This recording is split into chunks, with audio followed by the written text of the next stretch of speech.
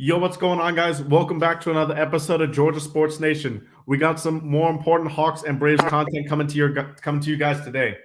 At the end of the show, we're going to be discussing a lot more Braves talk tonight than normal, with Sean Murphy coming to the A to bring an all-star tandem, an upgraded all-star tandem of our previously William Contreras and Darno. Now we have Murphy and Darno, so it's going to be a great catching core, as well as the Braves trade today for infielder Hoy Park from the Boston Red Sox. And then for Hawks talk, we're going to be discussing the win against the Bulls in that exciting AJ Griffin overtime thriller, and recapping the loss to the Magic 2 nights ago, which was definitely not as an enjoyable moment, as well as previewing the Hawks Hornets game tonight, which the Hawks are 2.5-point underdogs on the road in Charlotte. Ooh, surprise! That's just hilarious to me. But any opening thoughts from you guys? Yeah, we'll win by 5. We're gonna win by 5. Huh? Oh, 5. Yeah. Yeah. Look, I hope so. Yeah. This game is important, not because it's against the Hornets and stuff, but we're gonna be without Clint Capela for 1 to 2 weeks now, and for 2 weeks. Our rebounding without John Collins, without Clint Capela, is going to take a huge hit. Okongwu needs to step up in this stretch. This is his stretch to say, okay, I've improved this year. We know he's improved his jump shot. We know he's improved his aggressiveness on the offensive end. But this stretch right here is probably the most important in terms of saying, okay, I've made serious strides to step up and maybe take Capela's spot if he starts to decrease in ability with his age, or even is traded at the end of this season or the trade deadline for next season. What do you guys think about that? Well,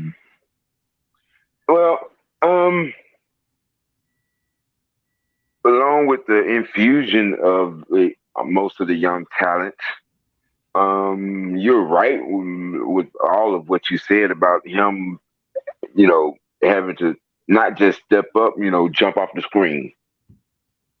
He has to be a difference maker. Our middle position, our center, our 4 and 5 position have been kind of sort of our Achilles heel a little bit the last couple of years. Because when you really think about it, we're undersized. Yeah, we are. Pretty much every night, we're undersized. I mean, Clint Capela is a large 6'9". They list him at 6'10", but he is 6'9". Oh, you think so? Okay. Yeah. Yeah. When we played LA and he was standing next to LeBron, they the same height. LeBron 6'9". Right. That is true. That is true. That's a good point. Right. Yeah. But I mean, we gotta. You're right. He has to make an impact. For me, on the defensive end. 100% agree. Because our defense is what makes our team go. When we're playing defense, everything else fits into place. When we're making steals, when we're shutting guys down, when we're trapping in the corner and rebounding and physical, we are tough out. But when we're not doing that, you get what you got from Orlando. Yep. And just keeping it 100, Orlando is no joke. Yeah. Bo has grown up. He's a solid player. Yeah. I mean, that's a Christmas gift to be 6'11" and could do all of that. He's over 7 foot. Yeah, he's 7 foot. Yeah, that's a big guy. I mean, well, I'm used to looking at his daddy as 7'8". Okay, I'm just saying. That is true. Yeah, bro. Manute was 7'8". He was 9'9" with his wingspan. Good crazy. That is nuts. But the boy has a good touch on his jumper. He got good fundamental handles. He had 3 or 4 That's threes hard to deal with. well. Yes, he got his daddy shot. It's a long and yeah, it's a work. Yeah. I can see that it's a work in progress. Yeah.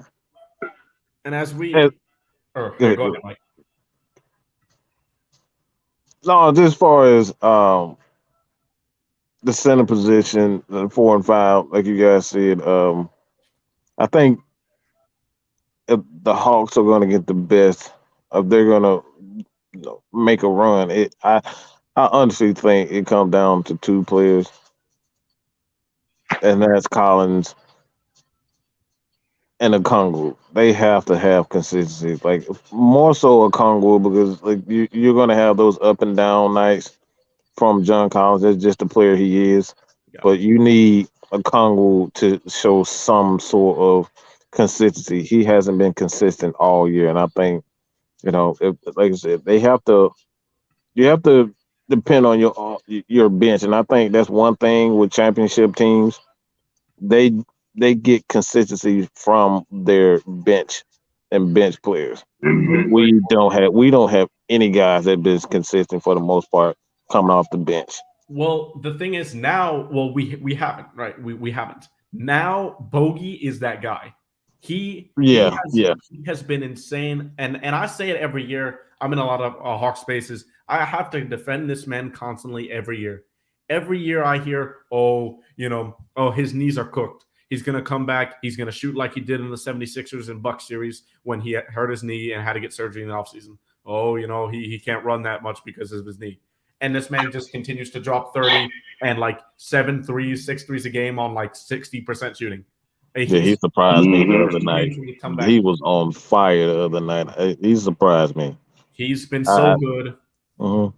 He's been so good. And surprisingly, as we get into the specifics of the exciting win against the Bulls here, Onyeka has actually, when we were talking about Onyeka Okongwu, his offense, that's one of the things that has definitely been inconsistent. But lately, he's been having better offensive games for sure.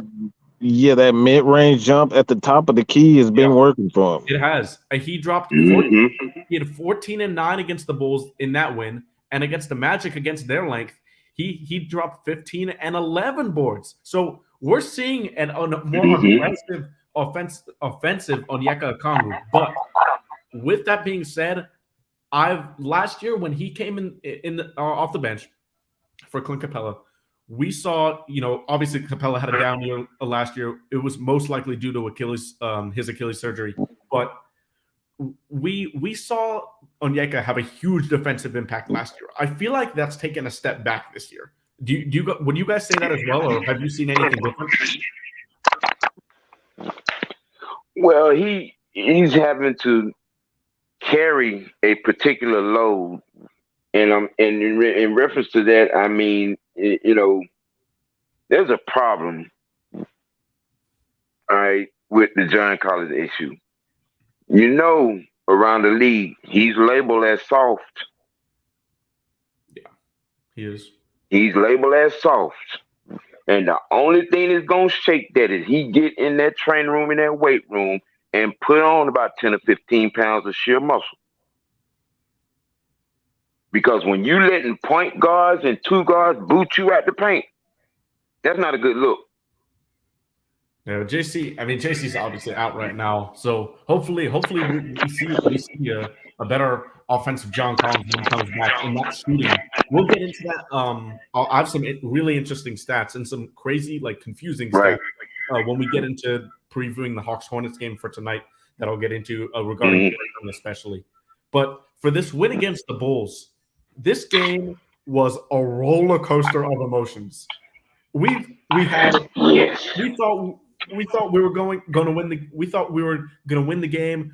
DeMar DeRozan misses an open jumper, and then Derrick Jones Jr. gets the rebound, is fouled by AJ Griffin. He makes throws in regulation to send it into overtime, misses the second, and then in overtime, we think we're good. We think we're good. We're winning by 2. They got the 1.5 or 2.5 seconds. No, it was 0.5 seconds left. With 0.5 seconds left, Bogey fouls DeMar DeRozan. And this was a masterpiece of a game by Bogey. He almost ruined that basketball. Oh, my gosh. I don't know what he was thinking on that. I have no idea what he was thinking. 2 things that bugged me so much on that play. First of all, it's DeMar DeRozan, not a prolific and not a good volume. Right. Second, And there's 0.5. This man is turning around on his left shoulder, having to chuck the ball pretty much over his head like this instead of in his normal shot form, and he still touches his elbow. I mean, that just got on my nerves. But Joe Prunty, that got on my nerves. and as we see Leo in here. What's up, Leo? But Joe Prunty with a masterfully drawn up play to get the ball to AJ Griffin off a great Jalen Johnson pass to win the game with 0.5 seconds left was just insane as we see the play right here. If they can get it, they can get it to him. Young. So as we see, AJ gets. Throw up, and he got it! I mean, that play just speaks for itself. But one thing that was the most important, and I'll ask you guys this. In this AJ Griffin, if they can get it, they can look get at it AJ under the look at AJ under. He fakes to the left corner and then comes back. That was arguably the most important part of that play because he had to get DeMar DeRozan off his basket side. What did you guys think about Nate McMillan giving the reins to Joe Prunty and letting him draw up that final play instead of Nate's the head coach? I have the Nate needs it. Nate. He has to at this point. One of the things that I think for Nate at this point that he needs to improve as a coach is that he just hasn't. He I don't know if he doesn't have what it takes to be a great offensive mind, but he needs improvement. Agreed. Because for whatever reason there's a disconnect offensively with this team. And I think a guy has to be there. Somebody has to be there. So I love the idea. That just shows growth as a coach. That like if you need improvement, don't be so stubborn. To say, all right, no, this is my team, my way. I think it's a good move by Nate. Agreed. Mm-hmm. Sam, you were saying something before? Oh no, I was just agreeing with Mike. Oh, okay. Yeah, and there was a lot of discourse on Twitter about Joe Prunty drawing up this play. Some people were saying, this shows how bad of a coach Nate is when you have to see when you have to see an assistant coach draw up the play for you, and that's completely false. Like. What do these people think assistant coaches do? Just sit there with clipboards and polo shirts on the sideline and say, Nate, good job? Like, they do stuff. This fan base thinks that. Yeah. It is crazy what this fan base thinks. Phil Jackson offense. The triangle offense was created by one of the greatest offensive minds in Tex Winter. All right. And he had no problem with letting Tex take over when need be. When there was something wrong with the triangle offense, he always went back to Tex. What's wrong with the offense? So, that doesn't show a weakness. That just shows you a great coach, but you're willing to put your team over your own ego. That's what I love most. And as we go deeper into the box score here, I mentioned the Bogey Bogdanovic masterpiece. 28 points, 10 for 22 from the field, and 6 of 14 from three, along with 7 rebounds and 5 assists. And he enjoys playing with Onyeka Okongwu. Those two run the pick and roll really well. And we saw as much as AJ Griffin has been thrust into this role, obviously the starting role is getting a lot of usage right now. He's been struggling with his shot a bit. Lately, he went 2 for 11 from 3 in this game. He had 7 of 17 from the field. But, I mean, that clutch play just pretty much makes up for his play. The only thing that really is concerning me right now, and it's the elephant in the room, guys. Trae Young's shooting. Trae Young is having statistically the worst shooting year of his career. These shots have to go down for our offense to reach around the top 10. Around the top 10 level where we knew he was bound to dip sometime or another. He's been shooting close to 40%, what I'm saying, from deep for since he came in the league. Yeah, and then his regular field goal percentage is 54 or something like that, 52 or something, 49. I mean, every volume shooter, every pure shooter has a moment when they have a slump. It's just how's he gonna come out of this slump? Yeah, and he needs to do it as quick as possible because, and to your what's to your point? His career field goal percentage is 43, and his 3-point percentage is 34. Mm-hmm. Now, I'm gonna tell you these numbers for this year. He's shooting 40% from the field, 40 from the field, and look at this: 28 from 3-point range. That's almost John Collins level. 28. Wow. Yeah. Like Southside says here, yep, Trey's shooting's been bad. And really, in my opinion, there's no way to explain it. I wrote on Twitter here, and actually before I show you this, Glenn Willis, who does a lot of videos and threads on the Hawks on Twitter. He's a great follow, by the way, if you guys are not following him. He had these stats to show. And as I take off the banner here, this is his shooting splits from last year, and on the right is this year. The only thing that I think is definitely you're able to explain is the shots from 15 to 19 feet. Definitely could be some spacing issues right there. That's exactly what I was going to say. I think it has to do him learning the space in between with his new teammates, and that's good. Like you got to figure out where his shots, because like Trey under the team last year with obviously different players, he knew where his space, where he could get his shots from, and I think now he trying to figure out where exactly he's getting these shots, and in particular when he's on the field with DeJounte Murray, and I think it has affected DeAndre Hunter as well. So those guys just figure out where their shots are coming from, and they can get used to that. So I don't know if y'all think differently, but in my opinion, most of the shots are similar to what he got last year. I don't think, like I said, like one guy on Twitter said earlier, this is the Bermuda Triangle of NBA stats. How do you take an 18% difference on catch and shoot threes and a 9 on pull-up threes? I think I don't have any way to explain this, to be honest. I really don't. Especially on the shots pick and roll too. Like Trae Young used to be number 1 or 2, arguably in pick and roll, and now he's shooting 40%. Like I will say this also, like a lot of the shots that he's missed, it's not like he's airballing them. They go in and they come out. It's a lot of fluky things that happen for the 3-ball for him. I think they're just not going down this year for whatever reason. Yeah. Right. There's a lid on the basket. There is for sure, and he's got to figure it out, or the lid's got to be taken off as soon as possible, really, here, because with our offense sputtering without John Collins, and our defense sputtering without John Collins and DeJounte Murray, we definitely got to figure out Trey's here.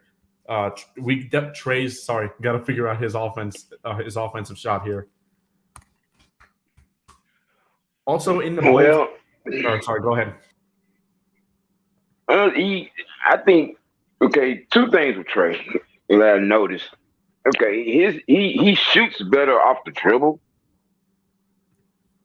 as opposed to stepping into the shot off of it. He's not a what do we call it?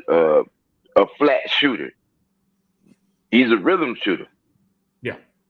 And for whatever reason, his rhythm is he's not getting no rhythm.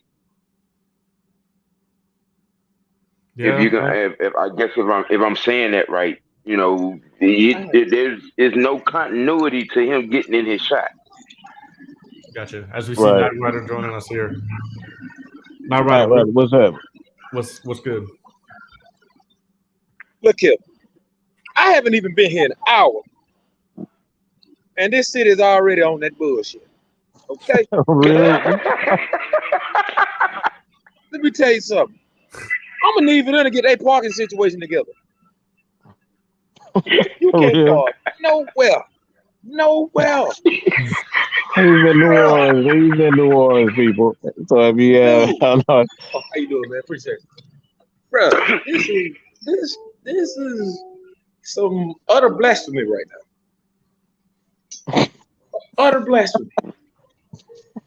Well, what do you have to say about the Hawks? We know it's bad in New Orleans. What do you got to say about the Hawks, bro? What do you got to say about the Hawks? Look, they're going to have to get their shit together. That's what I got to say about the Hawks. They need to get it together. Okay? So New Orleans has to get it together, and the Hawks need to get it together. What's wrong with Trey? Do you have any idea what's wrong with Trey? I think it's something between him and Nate, man. They need to, what your boy said at Drumline, whatever beef they got, they need to grill it up and eat it. Wow.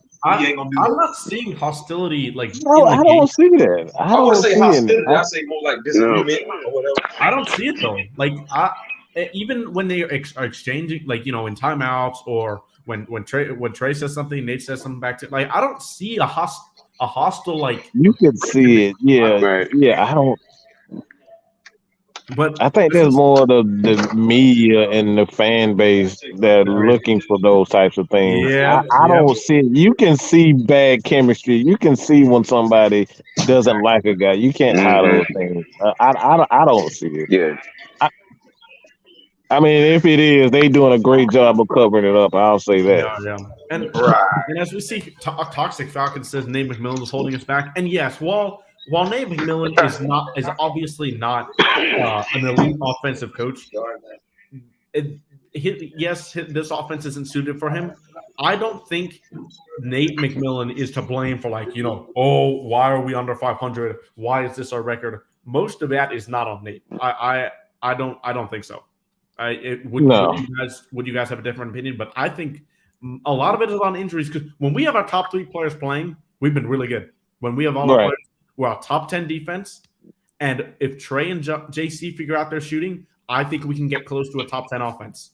Oh, absolutely. But we're not hitting. You guys have a when you got injuries in the mix. You got injuries in the mix, and then you got and like we were talking before, Nate is learning to trust his staff in key situations. You got that. You got these injuries, and all the chemistry is not there. I mean, it's not. We'll see. Well, I mean, I'm interested to see the different interactions tonight, especially because after a loss like we had against the Magic, when we gave up a 50 point fourth quarter, 50 to the Magic. We're gonna need to see a response. It wasn't a fluke. We've been a top 10 defense for most of the year. We've slid down to 12 and 13, especially without Capela, especially without JC, and especially without DeJounte Murray. And Hunter missed a week in there too. Yeah. We've slid on defense. And when Trey's not making the shots as the greatest offensive threat for us, as we have DeJounte, JC again, Clint out again, he's going to need to hit his shots. That's pretty much plain and simple. He's going to need to carry this offense, as we've seen him do in the past. Last year, what a great year he had from 3. We've seen him carry offenses in the past. We know we can do it. It's just a matter of when, not if. But he's got to get out of the shooting slump real soon. Yeah. Against the Magic, they're a team with a lot of length, right? Banchero, Franz Wagner, Mo Wagner, Bol, Markelle Fultz. They started power forwards and centers in Markelle Fultz. And every single person in the rotation, except for 2 people, had double-digit points, including 50 in the first quarter. Bol really hurt us for 21. Franz Wagner hurt us. Both of them made 3 threes, as well as Terrence Ross, the Human Torch, as people like to call him, because when he gets hot, nobody can really stop him. Yeah. He dropped in 3 threes as well. And we just after that first quarter, really, our defense was really good. We allowed them to score 26 in the second, 29 in the third, and 30 in the fourth. But and I'll ask you this, Mike. What did you think about the 50-point quarter? Are you really worried about in terms of personnel and in terms of our ability to play defense, or are you more say, okay, that was a mentality thing? We might have underlooked the Magic and we'll be okay going forward. I wasn't concerned. Those things happen in basketball. They happen in Agreed. sports when you just have, a bad quarter. They bounced back, but it was pretty much too late for that. But I'm not concerned. Like one thing I know about you, the scores and the player of a Trey Young, they're going to get it together. It's just a matter of when. So I'm not concerned. He's a great coach. Like I said, the only thing with Nate is really, um, The I offensive. think there's just a disconnect with the offense. That's the best way I can describe That's it. There's a disconnect Yeah. offensively, and they just have to figure it out. They're going to figure it out. It's just a matter of when. Exactly. Yeah, Southside. It's definitely tough to come back from when you give up 50 points in the opening quarter, especially. That's just like a punch to the mouth in like the Woo. first few Yeah. minutes, and Hawks really couldn't come back it. in the end. It was a heavyweight punch, and what people also have to realize too, these ain't the same old Magic either. No, they've got legit players now, and while the record obviously is not good at 9-20, it's not like they don't have any young and promising prospects. Like Franz Wagner's going to be really good. Banchero has been amazing in his rookie year. Bull's been good. Markel Fultz has been good since he's came back, and obviously Terrence Ross, like we always say, can get hot at any time. So it's definitely not a roster of bums if you call it that. But DeAndre Hunter showed a lot of promise in this game, and I want to put a bit of like a stop sign on that. It was in one quarter that he scored 20 points, right? And he finished with five from the game, with 5 at the end of the game. Right. 5 points. Why do you guys think that Dre had that 20-point quarter but was relatively silent after that?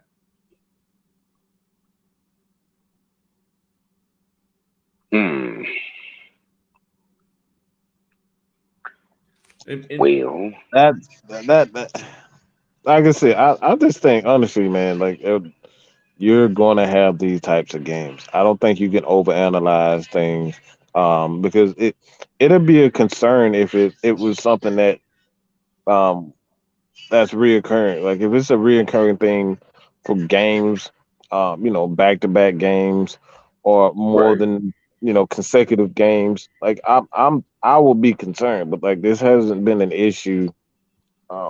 Starting games like that, they don't have issues starting games. So I don't think it's just one of those games, one of those days.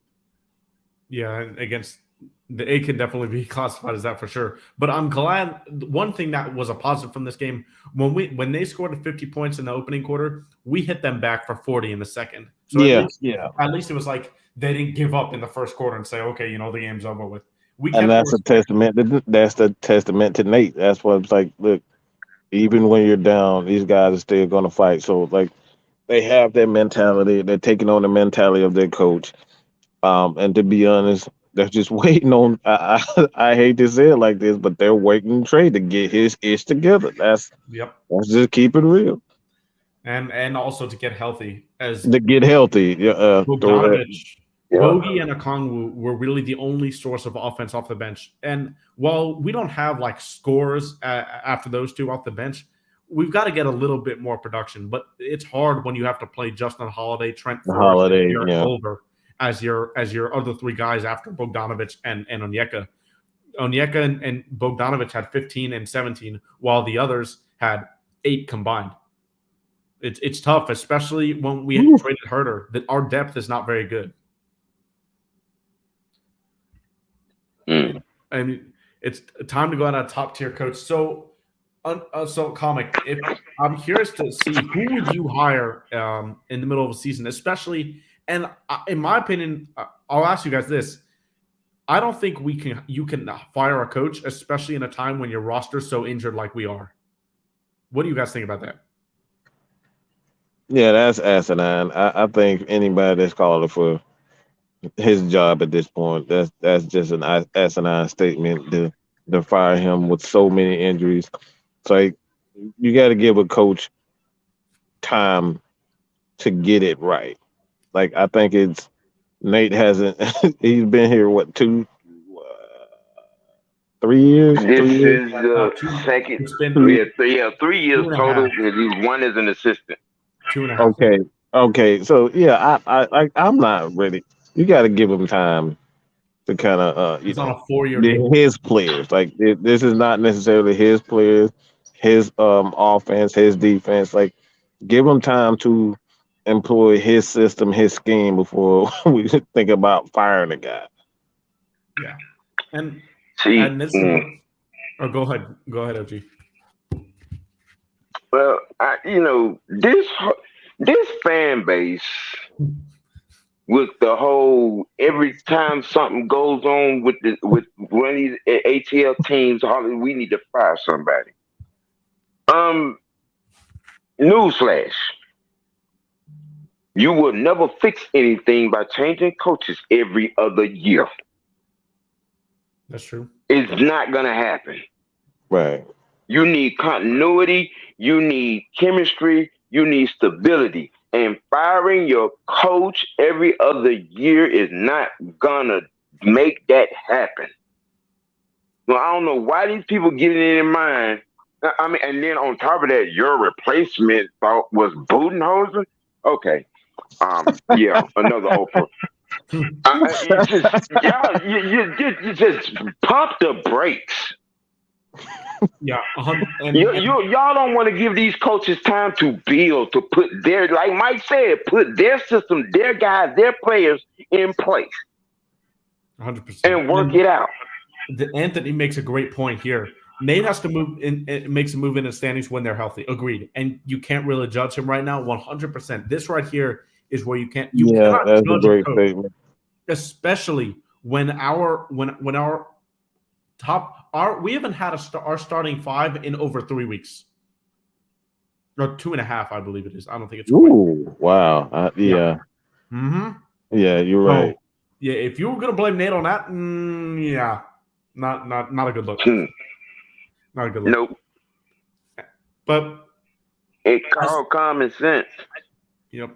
And in this Magic game, we saw the Magic really just dominate at the free throw line as well. They shot 30 free throws and 44% from 3. When you're giving up both points in the paint and threes and free throws, it's never going to end well. We could not get a stop in that fourth quarter when we cut it to maybe 9 points, 8 points, 7 points.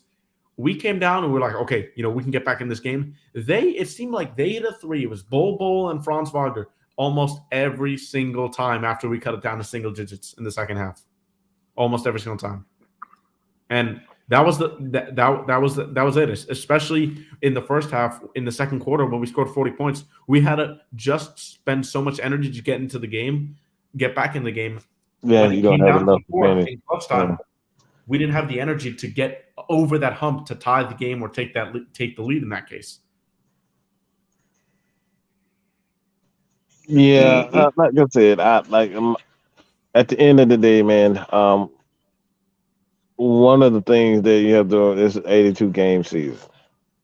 Guys are going to get tired, so you want to make sure that you have a plan in place to get guys rest. And I think right now, being that the guys are injured, you want to be careful, over using them and putting them in situations where they're going to be taxing.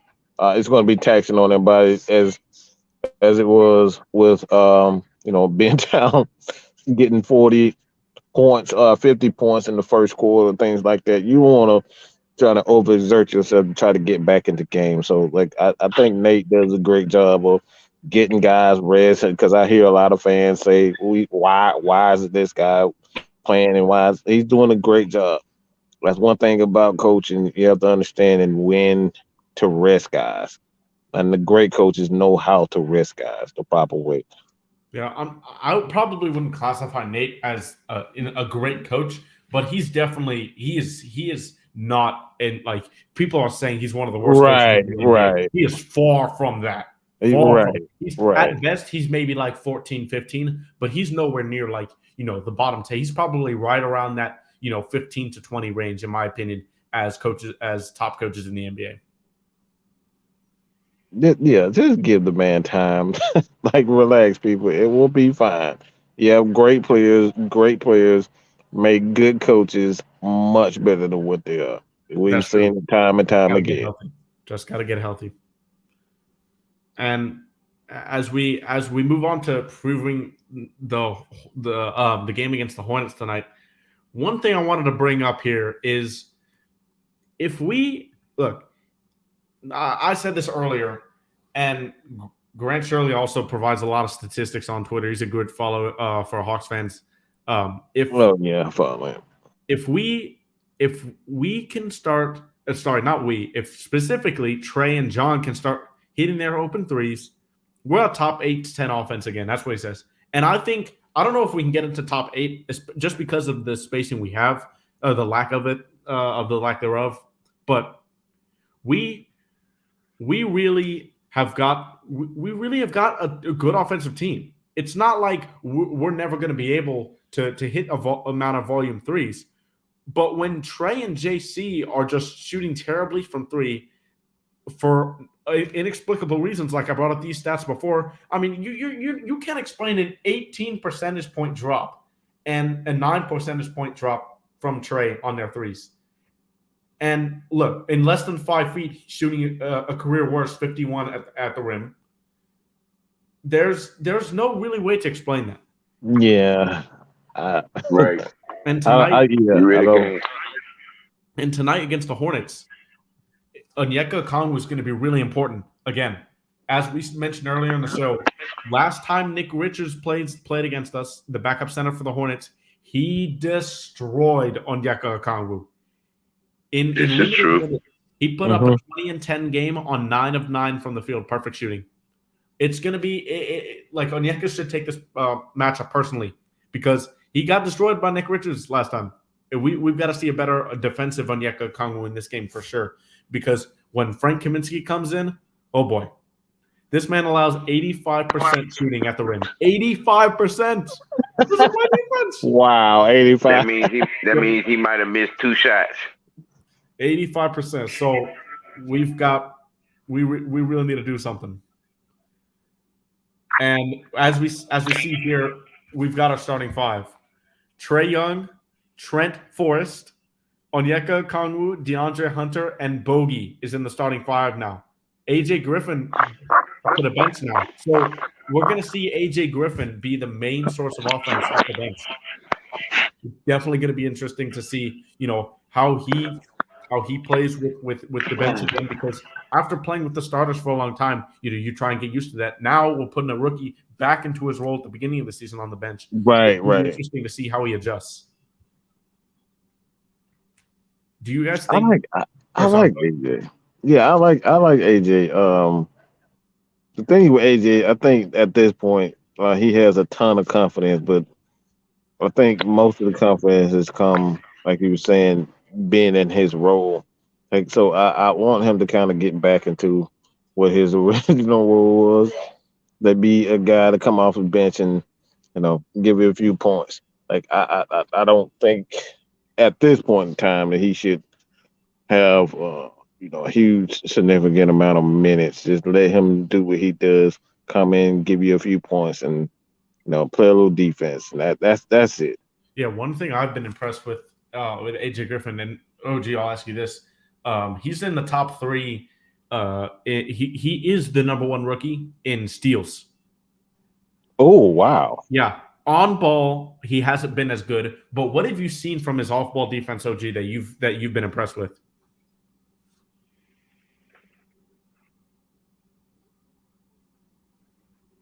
Yeah, I think we might have lost him. But Mike, I'll ask you the same question then. From what I've seen, a lot of rookies tend to panic, and they're not comfortable. So, if anything, then I would say, from defensively, he doesn't panic, and like a lot of them started flailing and they start hitting guys, and their hands get extended.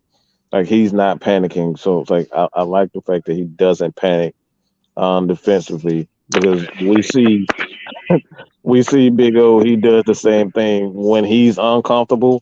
His hands start to go a little bit here and there, and we start to get in foul troubles. And then, so Yeah. I like the fact that he doesn't panic. Yeah, that's one thing. Hopefully, Onyeka Okongwu could do in this game because we really don't want to see Frank Kaminsky on the floor. No, at all. We need Onyeka to stay out of foul trouble tonight, for sure. No, that might be the most important facet of the game, to be honest. But Trey and Bogey, I'm glad we can see both those guys on the court again, and hopefully they can figure out their shot. Who knows? Is tonight the night we see Trey get back to that elite 3-point shooting and finishing at the rim that we all are used to seeing from Trey? I hope so, because we're definitely going to need it in this stretch. We need it. We really need it. The annoying thing about this stretch is we had this stretch of 5 to 6 games was a relatively easy schedule, right? And we were saying, okay, we haven't been playing that well. We were above 500 a couple games, but we haven't been playing extremely well. We can really separate ourselves and put ourselves in a good place if we get wins out of this stretch. And then our whole team decides to get hurt. Like, there's really nothing we could control with these injuries in time, but it happened at a terrible time. It's happened at a terrible time because we really need these games to get back into the standings. Now we're 2.5-point underdogs to the Charlotte Hornets. It's really unfortunate. Yeah. Just think about that. This is the Charlotte Hornets that we're underdog. Like, yeah. Like I said, at the end of the day, man, I think it really just comes down to patience. A lot of injuries, a lot of unfortunate situations that have occurred, and they'll get it together. There's no need to fire guys. There's no need to trade John Collins for the 19th time. We're fine. I think, and we'll close the Hawks talk by doing this as the game's gonna start soon. But do you guys think this is the year? And Sam, can you hear me, by the way? No, you can't. I'm not sure. Hold on. He's disconnected. But do you think this is the year that JC is finally traded? I don't. You don't think so? I don't. Like, what's the point? Like, I don't think, for one, I just don't think there's anybody that's gonna give anything. Like, I just don't see it. I don't think there's enough out there for JC. We haven't traded JC yet because the value hasn't been what we wanted from, right? Right. Especially with JC's shooting this year and how defensively, this is JC's career year. He's been amazing on defense this year. Absolutely incredible. But the 3-point shooting is what everybody's going to look at, unfortunately. And we don't see a lot of trades that can make this team better with trading JC. I mean, you can throw in a Jay Crowder, you can throw in a Kyle Kuzma, but in my opinion, Kyle Kuzma and DeLon Wright is the ideal trade to bring us to Atlanta for JC. But the thing about Kyle Kuzma is, if you get him, he's gonna demand a lot of money. He's had a great year this year. He's gonna demand a lot of money. He's in an expiring contract. He's going to be here for a half a year and then walk. We're not going to play. We've seen Tony Wrestler. He's not going to go into the luxury tax right now. Right. We're not going to pay him. So what's the point? If we don't think we're going to win a championship this year, there's really no point in bringing Kyle Kuzma in when he's going to walk for nothing at the end of the year. I think he will get traded to a contender or something like that. Washington is really looking to trade him because he said he didn't want to go back to them like next year. But I just don't see – I agree with you. I think JC does get traded this year because last year, when one of the source that I have at the beginning of the year had said he was going to get traded on draft night 100%, and he didn't. I think he's going to get traded this year, but I'm not prepared to be excited or to say, okay, I'll take that trade, because all of these trades I'm seeing right now don't make the Hawks better. Yeah, and that's the key. That's the key thing. Like, at this point in time, given to what the Hawks need, I just don't see where there's smoke, there's fire. So obviously there's some disconnect as far as whether it's John wants to be here, or they just feel I think he as does. though that he's not that type. He's not the guy that needs to be here. I'm not sure, but JC. something. Oh, sorry. Something like I said, I just don't know what it is. Maybe if he wants to go, I don't know if the organization wants him. It's Like the fit. It's the fit because you don't want JC. We've seen it. Unfortunately, JC is having the career worst shooting from three. Mhm. But it's the fit with Capela. He needs to be with a stretch five who spreads the floor and shoots threes with volume. Capela's Yeah, obviously not that. If you have JC as your primary rim runner with a five who shoots the three, well, you're in business in that front court. Mhm. You're in business. Yeah. So that's really the fit, and I think that's why the organization is looking to trade JC. But any last thoughts on the Hawks before we move on to the Braves? A little bit shorter show tonight, especially Just with the early patience. game. Yeah, just Yeah, patience, man. We'll we need a find. 7-footer. You need a 7-footer. So We need a 7-footer. would you like the Hawks to go out and sign, for example, a Boogie Cousins, who's a free agent right now? I wouldn't mind it. I wouldn't mind it. Yeah, that would bring you. That would give you 15 and 10 from that spot. I don't know about 15 and 10 because Onyeka's going to play, but Boogie could probably give you closer to 10, 12, 13 minutes a night if we play Onyeka at the 4 and Boogie at the 5. Yeah, depends on how healthy he is, how focused he is. So that's the biggest thing with Boogie. When he's focused, he's a good player. Oh yeah, when he's focused, and then if not, he's going to get What- ejected into the what- game. He's going to eject himself out of the game Right, in the first half. In the first half. right. Well, I would like I a think Boogie we should call Cousins. Dwight. Well, he's in Taiwan. Oh, He's- look, that man is having fun with those Asian women over there. He's not coming back. Right. Dwight's not coming back here. He's playing Taiwan, I think, is he? Taiwan. Yeah, he's playing in Taiwan, and he's dropping like 40 bombs and is the primary ball handler in pick and rolls. It's crazy. It's crazy. He's going nuts. Wow. Yeah, he's definitely not coming back. Yeah, he's going. Right. He is having a ball. The man done put up 2 triple doubles. Yep. Wow. Assist too. It's crazy. But as we transition into some Braves talk to end the show here, the Braves made a huge splash at the end of last week after the show, the day after the show, actually last week, when we traded for All-Star Sean Murphy. Unfortunately, it meant that we had to deal William Contreras to the Brewers, which the Brewers were in this 3-team trade for some reason. They probably got the best haul out of anybody. I mean, we've got the best player by far. Sean Murphy is the best player in that trade by a country mile.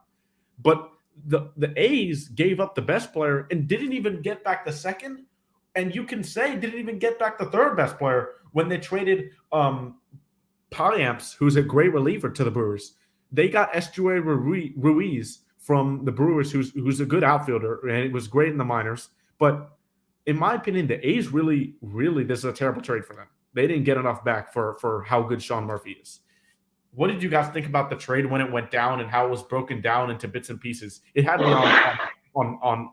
it had me nervous, first of all. And also, I would say we also had to give up Kyle Muller and Kyle Muller to the A's as well. That's a lot. We did give up a lot for Sean Murphy. We did. So that's a lot. I think it's good for the Braves. I'm hoping. I mean, for all of that, I'm hoping he's a 35 and 125 and can throw everything out trying to steal second. Oh, he's the best defensive catcher in the league by a large metric too. He's by all like pop time to second base and throw speed, ball speed to second base. He's the best in the league last year. All right. Yeah, he's great defensively. I'm not concerned about that. But you have to remember how this team is constructed. This team is constructed to hit home runs and pitch well. Like if we pitch well and we hit a lot of home runs at home, this team will be dangerous. And we have power from the top to the bottom. So I don't think hitting would be an issue. Contact may be an issue, depending on how Matt We're gonna strike Olson out. contact. Yeah, we're gonna strike out. We're gonna strike out a lot. Hopefully, Matt Olson doesn't have a similar year from last year as far as his Okay. contact year. Yeah, contact year. Matt Olson, and I want to get that out of the way, by the way. Mhm. Matt Olson had a good year last year. It was not terrible by any means. Obviously, it wasn't Freddie. It wasn't MVP level, but 35 homers, 100 plus RBIs from Olson, from your cleanup spot, from your all-star first baseman, or well, he wasn't all-star last year, but from your starting first baseman, that's a good year. That's a good year, and he's only going to get better. So that was what I want to say on Olson right there. Yeah, they'll be fine. Like offensively, like I said, as far as the hitting's concerned, he's a home run here. Obviously, he's a big defensive guy. One player that we're getting back, and I think a lot of people not really focus on, is Ozzy. Yep, You're getting Ozzy. You're getting a healthy Ozzy back. So that's going to they'll help be us defensively so much. Absolutely. So but they'll be fine. Like I said, you got Ozzy, you got another big time home run hitter. You can kind of use Dono as a hitter and catcher, kind of reserve him for the rest of the year. So, like I said, they'll be fine, man. Yeah. And hopefully we see a left fielder come into play. If we don't sign anybody from left field, Ozuna's got to have the year that we thought he would when we signed him. Ozuna's got to have that 250, 260 average and close to 30 homers for a good year for him. And Eddie Rosario's got to hit again. That year last year from Eddie Rosario was inexplicable. I mean, the first few weeks. I don't know if I want to ask you this question. I don't know if there's any truth to this, but I heard I heard about Jason Hayward potentially coming back to the Braves. Yes, I did hear that too. Wow. I did hear that too. And hey, I don't think he doesn't even play left field though. I mean, he plays right field. What do you think about that, Sam? What he been gone with 5 years now? He been gone 5, 6, probably 7, 8. I can double check that. And I was one of those who was highly pissed off he got out of here. But I mean, if he can produce, I'm all for it. Yeah, it has been 8. If he can play position, you know what I mean? If he's still that defensive guy in the outfield, it was 8 years. Yep. I mean, but if he could produce, hey, it would be a cool thing. But I mean, that's hard to say because I haven't really heard his name called all that much since he got out of here. Yeah, he hasn't. His career hasn't exactly probably planned out like he wanted to, or how a lot of people out the division. But this Sean Murphy trade, as we get back to it here, was bizarre. It was getting reported. Bits and pieces were getting reported like 10, 15 minutes after each other. It was so weird. It wasn't your typical Braves trade where it's organized. Alex Anthopoulos works in secret, but the Murphy Mark Swanzan had reported that the Braves were out on Murphy in the middle of the offseason. And then out of the blue, he reports breaking news: the Braves are trading for All-Star catcher Sean Murphy. I mean, that was the craziest part. It caught me off guard. I didn't expect that to happen. We're essentially getting JT Real Muto light with this. Right. Oh man, we paid a lot. We paid a lot. I mean, Contreras is going to be a stud when he gets. Oh yeah. A lot like his brother William, who's an All-Star catcher for the Cardinals now, not the Cubs. He's a great offensive player, has some defensive deficiencies, but Sean Murphy, probably the best defensive catcher in the league, and is also going to hit close to 20 homers. His offensive numbers are going to go way up playing in a hitter-friendly park like Truist Park, other than the Oakland Coliseum, which is just a hitter's nightmare. So you can expect better offensive numbers from Sean Murphy here. I think it was a good trade overall. The Braves will get better, but it was sad to see William go. It definitely was. I think we needed more of an upgrade, especially at shortstop right now. We don't know what's going on with Dansby, but it doesn't look like he's going to come here. But for left field and shortstop, those are our really two big holes right now that we need to fill. Left field and shortstop, and we might have filled a backup shortstop potentially with Hoy Park, who was on the from the Boston Red Sox as we traded him for cash earlier. Yeah, that's a huge tell for me. This is a utility player though. For me, I think this is just a guy who can go in the minors. If we include a lot, if we get injured a lot this year, we can call up this guy he's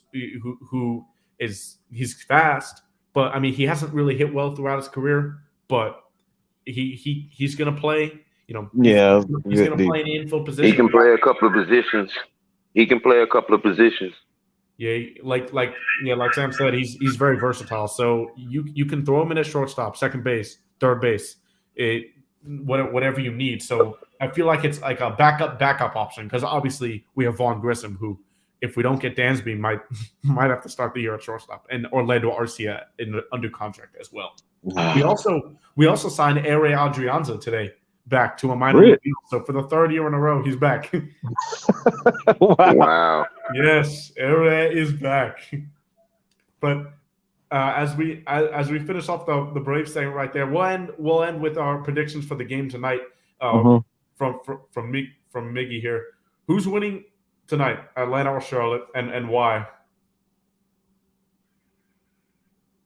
I'll say the Hawks because I have no idea. We need it outside of we have to. We need this win, and I'm just hoping Trey does his thing, and just put the team on his shoulder and just have one of those classic Trey games where we need him we need him along with no Clint Capela. I just think Big O needs to step up, and we need Big O to step up and show why he was drafted that high. I think that's the biggest thing. All right, Sam, what you think? Well, my perspective on this and tonight's win is really based off of Nate. We could back it up. I think it was about a week where we played a similar situation. Everybody was hurt. I think we played a game with a bunch of, our bench and a few G League players. And Nate coached a hell of a game. Okay, we need to have that same mindset with him in this situation as well. Stop trying to throw bricks in this man's head. We should win this game just off of Nate's and their staff's ability to have everybody where they need to be, where they're supposed to be. I hope so. We ain't gonna worry about shots. We play some defense, and if we don't let Bo run up and down the court, we might be all right. Yes, Bo. Well, Bo, the next time we face the Magic, yeah, but we're facing the Hornets tonight, so we got to make sure. Yeah. This isn't my bad. Yeah. Isn't what the boy the LaMelo ball LaMelo ball. LaMelo, ain't he out for the year?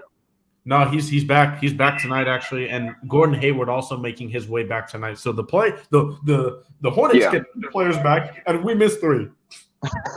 Right. Uh-huh. So tonight, for me tonight, and then we're gonna wrap it up here tonight. Number one key, rebounding. Onyeka Okongwu is at the 5. DeAndre Hunter starting at the 4. We need everybody to cross the boards tonight. Everybody. Number 2, the Hornets are gonna try and make this a really fast-paced game. LaMelo loves to push the ball up the court to Oubre, to Gordon Hayward, to Bridges, to Nick Richards when he comes in. He's very athletic, big. So we need to make this game a half-court game if we have the chance to run the break, do it.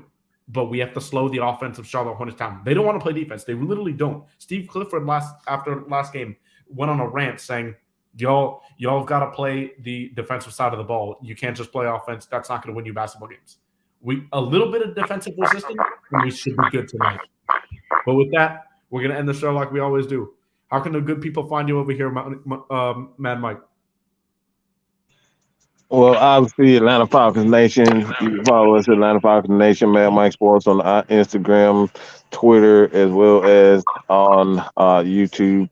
But most of all, just hit us up on Atlanta Falcons Nation. And OG, you got it. On Twitter, OG Big Sam. I am a member of the Unholy Alliance, sponsored by the gentleman up in the corner, Mad Mike Sports Incorporated. Shameless plug, always.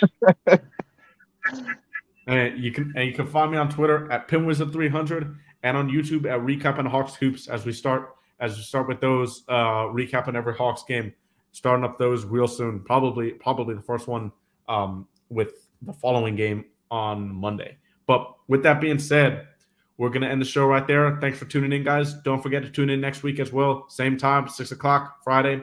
And we'll see you guys next time. Thanks for tuning in. Have a good one.